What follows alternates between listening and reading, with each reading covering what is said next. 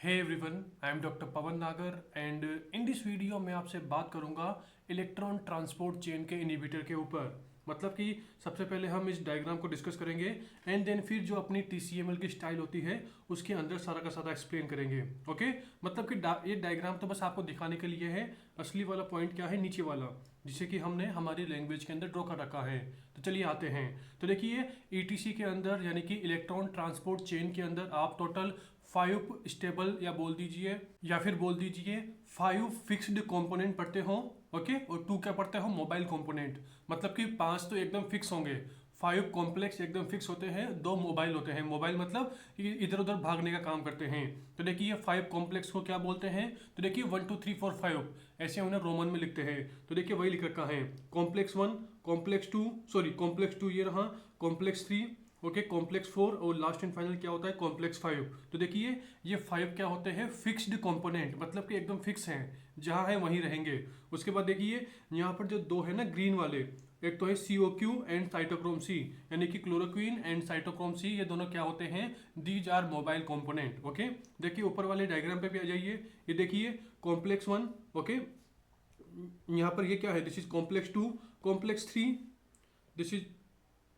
This is complex 3। उसके बाद देखिए ये क्या है, this is complex 4 and this is complex 5। ATP synthase इसे ही क्या बोलते हैं, इसे ही कॉम्प्लेक्स 5 बोलते हैं। तो दीज 5 आर फिक्स्ड कंपोनेंट, मतलब कि एकदम फिक्स हैं। मोबाइल कौन से होंगे, मोबाइल कौन से होते हैं, COQ यानी कि को एंजाइम क्यू। अरे मैंने शायद पहले गलती बोल दिया, क्लोरोक्वीन तो भाई मलेरिया में देते हैं ना, COQ। अबे CQ, क्लोरोक्वीन कहाँ देते हैं, मलेरिया में देते हैं। यहाँ पे क्लोरोक्वीन थोड़ी हो गया, यहाँ पर ये क्या है, दिस इज को एंजाइम क्यू। 2 मोबाइल कंपोनेंट कौन से होते हैं, को एंजाइम क्यू एंड अगला कौन सा होता है, अगला होता है साइटोक्रोम सी। ओके, तो overall 5 fix component, 2 mobile component, ये बात हो गई। अब देखिए इनमें क्या होता है, तो देखिए जो कॉम्प्लेक्स 1 होता है ना, इसमें जो NADH है ना, ये अपना हाइड्रोजन रिमूव करता है और किस में चेंज होता है, NAD+ में। तो ओवरऑल अगर NADH NAD में चेंज होगा तो कॉमन सी बात है भाई, अपना इलेक्ट्रॉन रिमूव करेगा। ओके, एंड कॉम्प्लेक्स फर्स्ट ने जो अपना इलेक्ट्रॉन रिमूव किया है, मतलब कि कॉम्प्लेक्स फर्स्ट के अंदर NADH ने जो इलेक्ट्रॉन दिया है, ये कॉम्प्लेक्स 1 के बाद कहाँ जाएगा, देखिए ये डायरेक्टली जाता है क्लोरोक्वीन, सॉरी ये डायरेक्टली जाता है को एंजाइम क्यू के पास। उसी की तरह देखिए कॉम्प्लेक्स 2 के अंदर FADH2, इसका क्या होता है, डिहाइड्रोजिनेशन। 1 में क्या हुआ था, NADH का डिहाइड्रोजिनेशन। डिहाइड्रोजिनेशन मतलब कि अपना हाइड्रोजन रिमूव करता है। देखिए यहाँ दिख रहा है साफ साफ, NADH है, उसके बाद देखिए यहाँ पर हाइड्रोजन नहीं है, मतलब कि NADH ने अपना हाइड्रोजन रिमूव कर दिया। इस वाले कॉम्प्लेक्स 2 में देखिए, 2 में मतलब FADH2, तो देखिए यहाँ पर हाइड्रोजन है, यहाँ पर हाइड्रोजन नहीं है, मतलब डिहाइड्रोजिनेशन। तो FADH2 का डिहाइड्रोजिनेशन कहाँ पे होता है, कॉम्प्लेक्स 2 में होता है। तो फाइनली इससे जो इलेक्ट्रॉन है ये भी कहाँ जाएगा, को एंजाइम क्यू के अंदर। उसके बाद देखिए इलेक्ट्रॉन को एंजाइम क्यू से कहाँ जाएगा, कॉम्प्लेक्स 3 के अंदर। मतलब कि आपसे अगर कोई पूछे कि को एंजाइम क्यू ये क्या करता है, तो देखिए को एंजाइम क्यू का फंक्शन होता है कि ये कॉम्प्लेक्स 1 और कॉम्प्लेक्स 2 से इलेक्ट्रॉन को एक्सेप्ट करके, इलेक्ट्रॉन को लेकर वह ये उस इलेक्ट्रॉन को कहाँ देता है, कॉम्प्लेक्स 3 को देता है। ओवरऑल इन तीनों के बिटवीन प्रेजेंट होता है। उसके बाद देखिए कॉम्प्लेक्स 3 से इलेक्ट्रॉन कहाँ जाएगा, साइटोक्रोम सी के पास, एंड साइटोक्रोम सी से फिर कहाँ जाएगा, कॉम्प्लेक्स 4 के पास। तो ओवरऑल अगर आपसे कोई पूछे साइटोक्रोम सी ये कहाँ होता है, तो आपको बोलना है ये कॉम्प्लेक्स 3 और कॉम्प्लेक्स 4 के बीच में प्रेजेंट होता है। मतलब कि 3 और 4 कॉम्प्लेक्स के बीच में एक मोबाइल करियर होता है, कौन, साइटोक्रोम सी। उसके बाद देखिए कॉम्प्लेक्स 4 से जो इलेक्ट्रॉन है वो फाइनली कहाँ जाएगा, वो जाएगा ऑक्सीजन के पास, और इस इलेक्ट्रॉन को ऑक्सीजन लेके किस में चेंज होगा, ये चेंज होगा H2O यानी कि पानी में। ओके, फाइनली वाटर बनेगा। तो ओवरऑल फाइनल इलेक्ट्रॉन एक्सेप्टर कौन होता है, आंसर है ऑक्सीजन।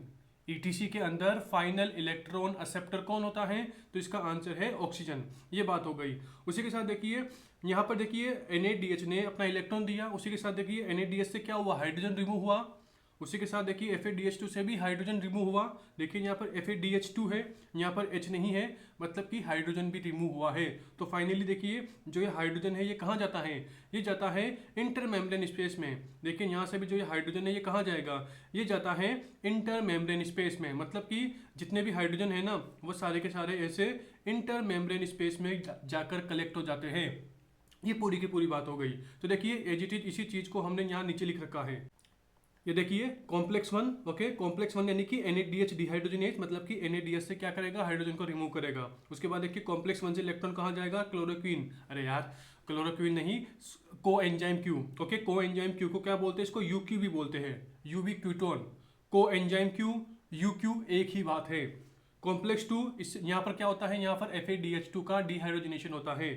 तो ओवरऑल इससे इलेक्ट्रॉन कहाँ जाएगा, को एंजाइम क्यू के पास जाएगा। ओवरऑल कॉम्प्लेक्स 1 और कॉम्प्लेक्स 2 से इलेक्ट्रॉन कहाँ जाता है, COQ के पास जाता है। उसके बाद कहाँ जाएगा, कॉम्प्लेक्स 3 के पास। उसके बाद देखिए साइटोक्रोम C ये क्या करता है, 3 और 4 के बीच प्रेजेंट होता है।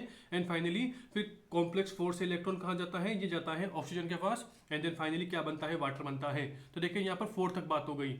एंड अब हम कॉम्प्लेक्स 5 की बात कर लेते हैं। तो देखिए ये क्या करता है, तो देखिए इसका काम है हाइड्रोजन से रिलेटेड, मतलब कि जितना भी हाइड्रोजन इंटर मेम्ब्रेन स्पेस में कलेक्ट हुआ था ना, तो देखिए सारा का सारा हाइड्रोजन ऐसे कॉम्प्लेक्स 5 के थ्रू कहाँ आता है वापस, ये सारा का सारा हाइड्रोजन वापस आता है माइटोकॉन्ड्रिया के मैट्रिक्स के अंदर। और देखिए जैसे ये हाइड्रोजन अंदर की तरफ आता है ना, तो इससे क्या होता है, ऐसे ADP से ATP का सिंथेसिस होता है। अरे यार माइटोकॉन्ड्रिया को क्या बोलते हैं, पावर हाउस। देखिए ना, मैं यहाँ पर inner mitochondrial membrane, outer mitochondrial membrane, inter membrane space की बात कर रहा हूँ, मतलब कि मैं माइट्रोकॉन्ड्रिया की बात कर रहा हूँ। माइट्रोकॉन्ड्रिया का काम क्या है, ATP सिंथेसिस। तो देखिए ऐसे ही माइट्रोकॉन्ड्रिया ATP बनाता है, मतलब कि जो इंटर मेम्ब्रेन स्पेस में हाइड्रोजन है, ये ऐसे इंटर मेम्ब्रेन स्पेस से माइट्रोकॉन्ड्रिया के मैट्रिक्स में आएगा और इसकी वजह से क्या होगा, ADP से ATP बनेगा। मतलब कि ये ADP है, ये कहाँ से आया, देखिए ये आता है साइटोसोल से। साइटोसोल में यहाँ पर देखिए ADP ATP ट्रांसपोर्टर होता है। क्या बोला मैं, ADP ATP ट्रांसपोर्टर। अब ADP का भी ट्रांसपोर्ट करेगा, ATP का भी ट्रांसपोर्ट करेगा, तो कॉमन सी बात है भाई, माइटोकॉन्ड्रिया क्या बनाता है, ATP बनाता है। तो ATP कहाँ से कहाँ ट्रांसपोर्ट होंगे, माइटोकॉन्ड्रिया से साइटोसोल की तरफ। तो ओवरऑल जो ये ATP बना है, ये ऐसे माइटोकॉन्ड्रिया से साइटोसोल की तरफ ट्रांसपोर्ट होता है। एंड साइटोसोल में ज्यूम कीजिए कि सेल ऑर्गन्स हैं, उन्होंने ATP का यूज किया, तो ATP का यूज करने के बाद क्या बनता है, यहाँ पर साइटोसोल में देखिए साइटोसोल है ये, यहाँ पर यहाँ पर जो ऑर्गेनल्स है, सेल के ऑर्गेनल्स हैं, उन्होंने ATP का यूज किया और ATP का यूज करने के बाद क्या बनता है, यहाँ पर ऐसे ADP बनता है। तो देखिए ये ADP वापस कहाँ आएगा, फिर ये ADP ऐसे माइटोकॉन्ड्रिया के मेम्ब्रेन्स के थ्रू वापस कहाँ आता है, ऐसे माइटोकॉन्ड्रिया के अंदर आता है। ओवरऑल ADP ATP ट्रांसपोर्टर ये ADP को अंदर की तरफ मूव कराएगा, साइटोसोल से माइटोकॉन्ड्रियल मैट्रिक्स के अंदर मूव कराएगा, और जो ATP होता है, ATP को माइटोकॉन्ड्रिया से सेल्स माइटोकॉन्ड्रिया से बाहर भेजेगा, मतलब कि माइटोकॉन्ड्रिया टू साइटोसोल मूव कराएगा। देखिए सब कुछ क्लियर है, रटने का कुछ नहीं है। अगर आपके दिमाग में ये पूरा माइंड मैप है ना कि हाँ यार इस तरह से अरेंज होते हैं, तो आप सब कुछ बिना रुके इजीली एक्सप्लेन कर पाओगे। तो देखिए जो मैंने बताया वो मैंने यहाँ लिख रखा है। देखिए कॉम्प्लेक्स 5 इसे क्या बोलते हैं, ATP सिंथेस। और देखिए ATP सिंथेस जो होता है ना, ये दो चीज़ों से मिलकर बना होता है, F0F1। Okay, F0F1 complex. देखिए कॉम्प्लेक्स 5 बोल दो, ATP सिंथेस बोल दो, F0F1 बोल दो, एक ही बात है। ओके, ये बात हो गई। उसी के साथ देखिए हमने बोला कि ADP अंदर आएगा, ATP बाहर जाएगा, मतलब कि माइटोकॉन्ड्रिया के अंदर क्या आएगा, ADP आएगा, माइटोकॉन्ड्रिया से बाहर क्या जाएगा, ATP जाएगा। तो देखिए ADP अंदर आना, ATP का बाहर जाना, ये किसके थ्रू होता है, तो देखिए हमने वही लिख रखा है, ये होता है एडेनिन न्यूक्लियोटाइड ट्रांसलोकेटर, या बोल दीजिए ADP ATP ट्रांसलोकेज। देखिए इन दोनों का एक ही नाम है, मतलब कि देखिए जो मैंने बताया ना यहाँ पे, ये जो मैंने यहाँ पे बताया इसी का ही नाम क्या है, ANT मतलब ये रहा, ANT मतलब होता है एडेनिन न्यूक्लियोटाइड ट्रांसलोकेटर, या बोल दीजिए ADP ATP ट्रांसलोकेज। दोनों एक ही बात है, और वो होता है ये वाला। ये क्या करता है, ATP को बाहर भेजेगा, ADP को अंदर लाएगा, तो वही है। Bring ADP into mitochondria from cytosol, cytosol से ADP को अंदर लाएगा माइटोकॉन्ड्रिया के अंदर, ताकि उससे वापस ATP बन सके। And send ATP out to cytosol where energy needed.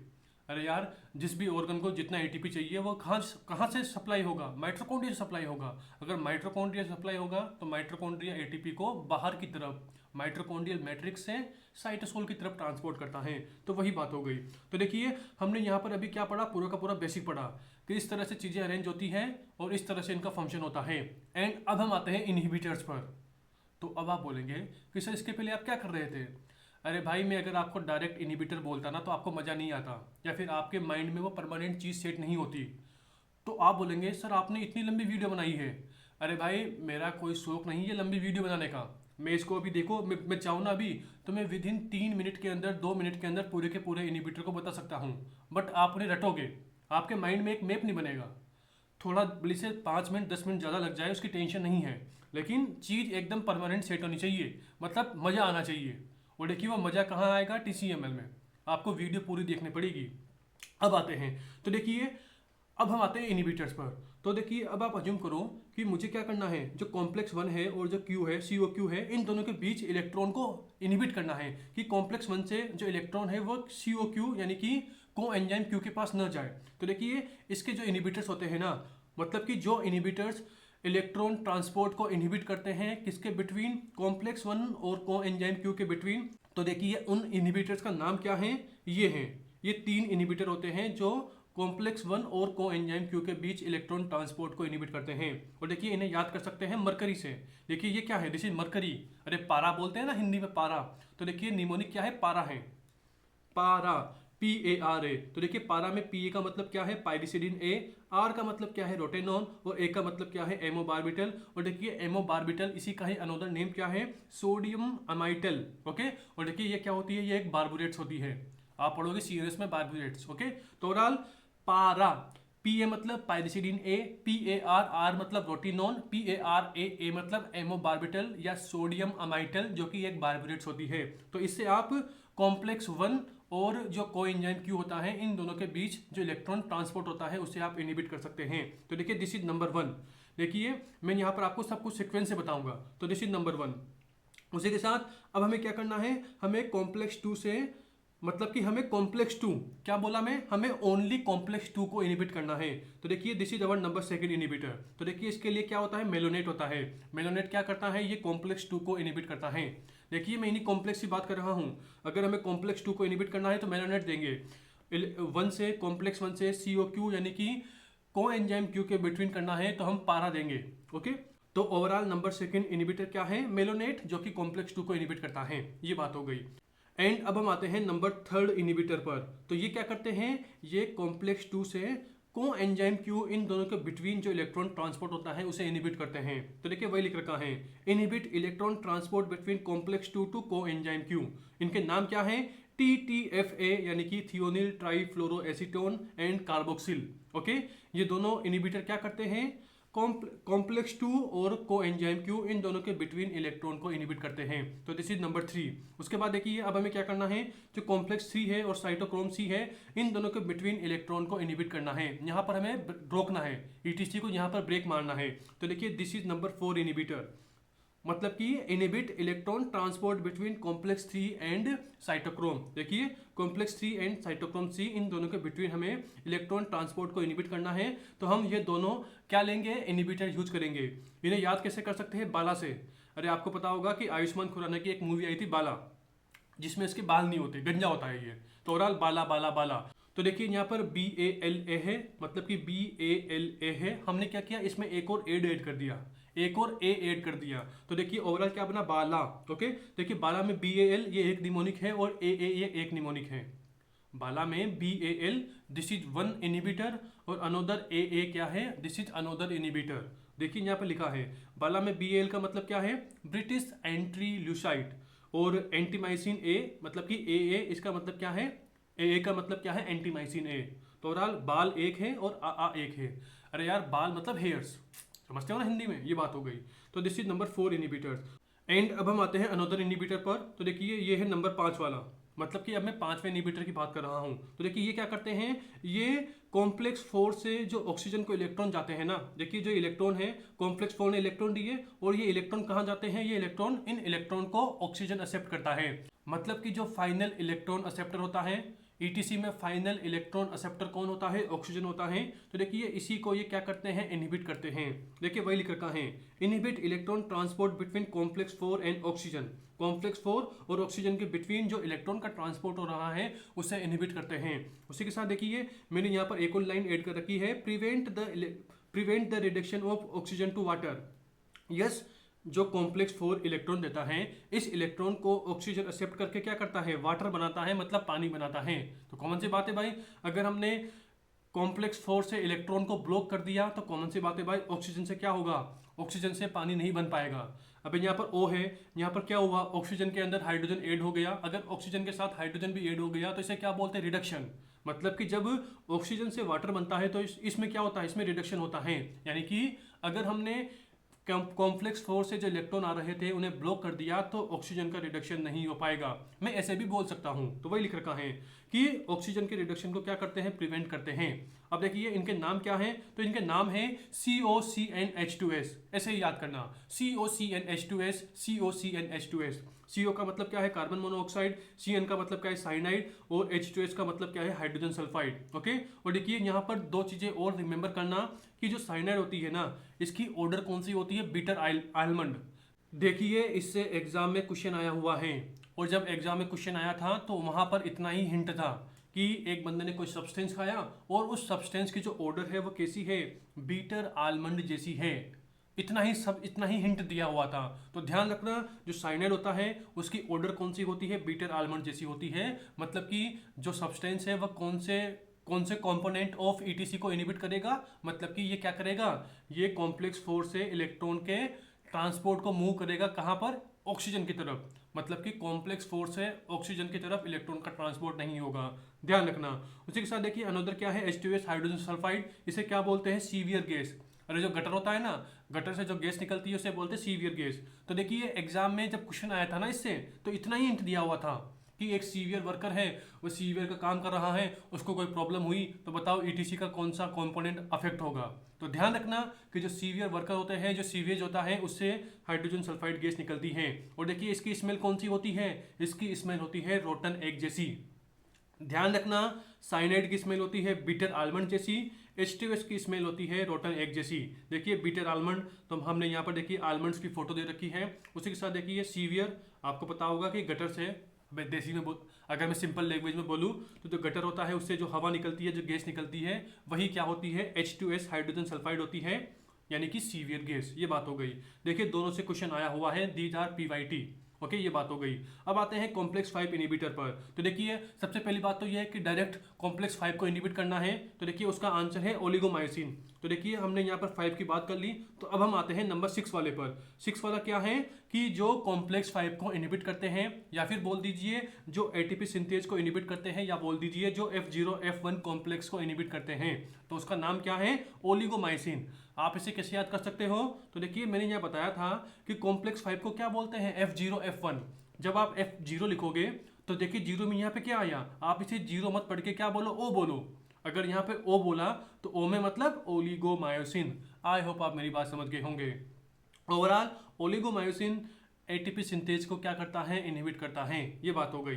And इसके बाद देखिए मैंने यहाँ बताया था कि एटीपी सिंथेज क्या करता है, एडीपी को एटीपी में कन्वर्ट करेगा, एडीपी कन्वर्ट इनटू एटीपी। यहाँ बताया था, ऊपर देखो, ये देखो, एडीपी को एटीपी में कन्वर्ट करता है कौन, एटीपी सिंथेज। तो मैंने बताया था कि एटीपी बना, तो एटीपी बनने के बाद ये माइटोकॉन्ड्रिया से बाहर जाएगा, और बाहर की तरफ जो एडीपी बनता है वो एडीपी फिर माइटोकॉन्ड्रिया के अंदर आएगा।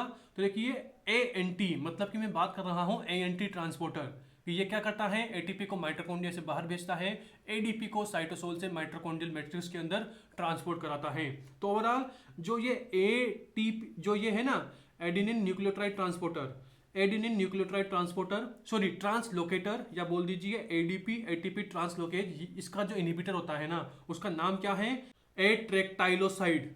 क्या है, एट्रेक्टाइलोसाइड। ये क्या करता है, इसी एडीपी एटीपी ट्रांसलोकेज को क्या करता है, इनहिबिट करता है, जिससे माइटोकॉन्ड्रिया के अंदर जो एटीपी बना है वो बाहर नहीं जा पाएगा, और बाहर की तरफ साइटोसोल की तरफ जो एडीपी है वह माइटोकॉन्ड्रिया के अंदर नहीं आ पाएगा। मतलब कि एडीपी माइटोकॉन्ड्रिया के अंदर नहीं आ पाएगा और एटीपी माइटोकॉन्ड्रिया से बाहर नहीं जा पाएगा।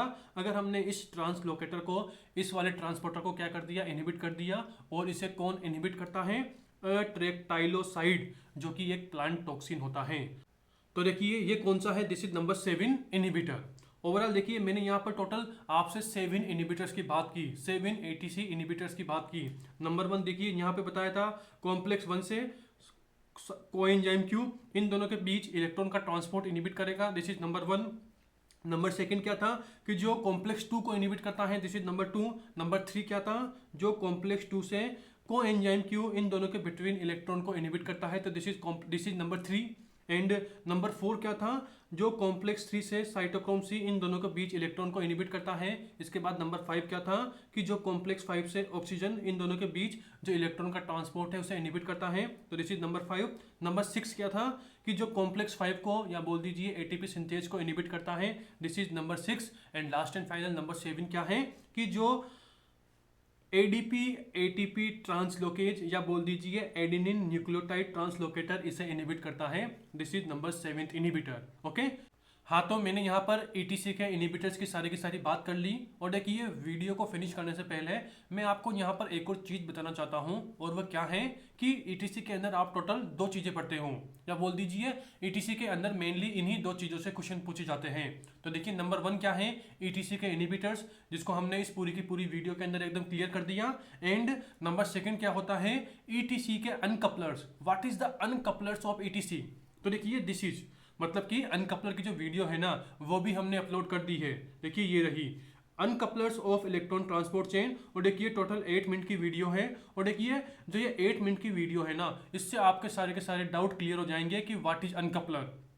अरे जो कपल्स होते हैं ना यार, लड़के लड़कियों के कपल्स होते हैं, अगर हम उन कपल को तोड़ दें तो वही काम किसका है, यही काम है अनकपलर का। मतलब कि आप देखिए यहाँ पर क्या हो रहा है, यहाँ पर ऑक्सीडेटिव फास्फोराइलेशन हो रहा है। सबसे पहले क्या हो रहा है, देखिए यहाँ पर NADH से हाइड्रोजन रिमूव हुआ। अगर किसी से हाइड्रोजन रिमूव होता है उसे क्या बोलते हैं, ऑक्सीडेशन। तो देखिए यहाँ पर NADH का ऑक्सीडेशन हुआ, यहाँ पर FADH का ऑक्सीडेशन हुआ, तो दिस इज ऑक्सीडेशन। एंड इस ऑक्सीडेशन से क्या हुआ, जो इनर माइटोकॉन्ड्रियल मेम्ब्रेन थी ना, मतलब कि जो इंटर माइटोकॉन्ड्रियल मेम्ब्रेन थी, यहाँ पर क्या हुआ, हाइड्रोजन का कलेक्शन हुआ। देन उसके बाद देखिए जो ये हाइड्रोजन है इसका यूज किस में होता है, ATP के सिंथेसिस में। ATP के सिंथेसिस मतलब फास्फोराइलेशन। तो ओवरऑल सबसे पहले क्या हो रहा है, सबसे पहले यहाँ पर ऑक्सीडेशन हो रहा है, उसके बाद क्या हो रहा है, ATP का सिंथेसिस मतलब कि फास्फोराइलेशन हो रहा है, मतलब कि ऑक्सीडेशन देन फास्फोराइलेशन। तो देखिए यही कपल है, मतलब कि जैसे लड़का और लड़की होती है ना, वैसे ही ऑक्सीडेशन समझ लो कि ऑक्सीडेशन क्या है, एक लड़का है, एंड फास्फोराइलेशन ये क्या है, एक लड़की है। ओवरऑल लड़के और लड़की का एक पेयर है, यानी कि ऑक्सीडेशन एंड फास्फोराइलेशन का एक पेयर है, और इसी पेयर को क्या बोलते हैं, इसी पेयर को बोलते हैं ऑक्सीडेटिव फास्फोराइलेशन। एंड अब आप अज्यूम करो कि जो ये पेयर है इसमें किसी तीसरी बंदे की नज़र लग गई। अरे यार मेडिकल कॉलेज में एक नया जोड़ा बना लड़के लड़के का, तो देखिए इस पेयर में कोई तीसरे उनके बेचमेंट की नज़र लग गई कि यार इस बंदी को तो मैं लाइक करता था, ये बंदी उससे कैसे पट गई। ओके, मतलब कि तीसरे बंदे की नज़र लग गई, तो अब वो तीसरा बंदा क्या करेगा, इनका जो पेयर है उसे ब्रेक करेगा। अगर जो ये पेयर है ये ब्रेक हो गया तो इसे क्या बोलते हैं कि ऑक्सीडेशन और फास्फोराइलेशन अब ये साथ साथ नहीं है। तो देखिए जो तीसरा बंदा है ना जिसने इस पेयर को ब्रेक किया, तो वो क्या है, उसी को ही बोलते हैं अनकपलर, जो कि फिर फिजियोलॉजिकल भी हो सकता है, केमिकल भी हो सकता है। आप पढ़ते हैं ना थर्मोजिनिन, थायरोक्सिन, ओके, एस्प्रिन। ओवरऑल वो सारा का सारा मैंने यहाँ पर एक्सप्लेन कर रखा है। देखिए मजे की गारंटी है, मैंने क्या बोला, TCML के कोई सी भी वीडियो देख लो, मजे की गारंटी है, बट आपको उस वीडियो को लास्ट तक देखना पड़ेगा। ओके, तो सेकंड वीडियो ये हो गई अनकपलर की, और अभी हमने यहाँ पर इनहिबिटर्स की बात कर ली। एंड अगर आप इन दोनों को देख लेंगे तो आपके सारे के सारे क्वेश्चन सोल्व हो जाएंगे। ओके, तो बाय।